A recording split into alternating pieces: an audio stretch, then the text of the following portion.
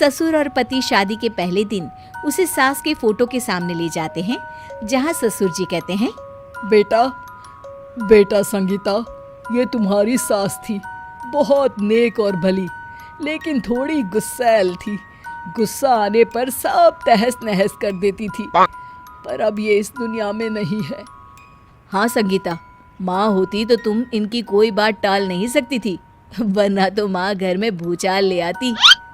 संगीता मन में खुश होती है कि अच्छा है कि ऐसी औरत अब इस घर में नहीं है, लेकिन दिखावे के लिए वो जैसे ही सास की फोटो के सामने हाथ जोड़कर खड़ी होती है, ये क्या?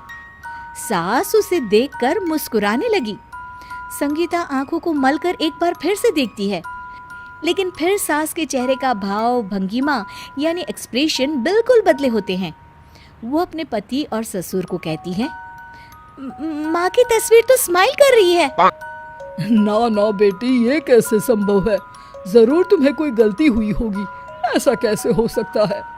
लगता है तुम शादी की सारी फॉर्मेलिटी करते करते थक गई हो, तुम्हें आराम की जरूरत है संगीता।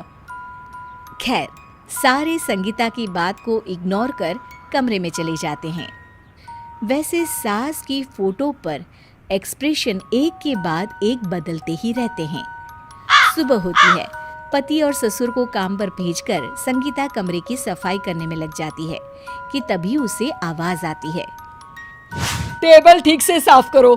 ऐसे भी कोई टेबल साफ करता है? इससे अच्छा तो ये गंदा ही था। किसी औरत की आवाज सुन संगीता दंग रह जाती है और सोचने लगती है कि आवाज कहाँ से आई। आवाज को नजरअंदाज कर वो फिर से अपना काम करना शुरू करती है, लेकिन इस बार तो आवाज बिल्कुल उसके कान के पास से आती है।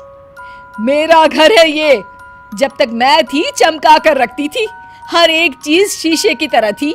तुम्हें तो ना सफाई आती है ना कुछ पता है। क्यों तुम्हें मेरे घर की जिम्मेदारी दे दी गई है? पता नहीं तुम में मेरे बेटे को क्या दिखाई दिया। मैं होती तो एक से बढ़कर एक लड़कियों की लाइन लगा देती।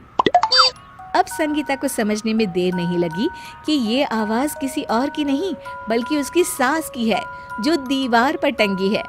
वो उसके पास जाती है और कहती है, नमस्ते सासू माँ, मुझे तो कल ही लग रहा था कि दीवार में कुछ काला है। वो दीवार नहीं, दाल होती है पगली। सही पकड़े हैं सासू माँ।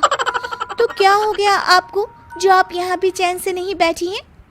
सुना मैंने आपका व्यवहार काफी गुस्से वाला था। चुप रह तू, ज्यादा बकर बकर ना कर। घर का काम करना तो आता नहीं, आई है मुझसे बहस करने। हाँ देखिए सासू माँ, मैं आपसे साफ साफ कह देती हूँ, मुझसे पंगा लेने की कोशिश मत करिएगा। तभी पीछे से संगीता का पति आता है। अरे संगीता, किससे बात कर रही हो? कौन है वहाँ? संगीता की सास की फोटो फिर से पहले जैसी हो जाती है। आपकी माँ से कह रही थी कि मुझे काम करना आता। अरे संगीता, माना सास के ताने हर बहू को अच्छे लगते हैं, लेकिन यहाँ तो माँ है ही नहीं, तुम तो फोटो से ही। तुम भी लाजवाब हो संगीता। किसी को विश्वास नहीं होता कि संगीता अपनी मरी हुई सास की फोटो से बात करती है। वहीं आए दिन संगीता की सास संगीता को किसी न किसी बात पर आते जाते ताने देती। संगीता को भी अब सास के तानों और उनसे बात करने की आदत हो गई। वो कभी खानदान की कहानी तो कभी तीज त्योहार कैसे मनाए या किसी व्यंजन की रेसिपी सास से ही पूछती।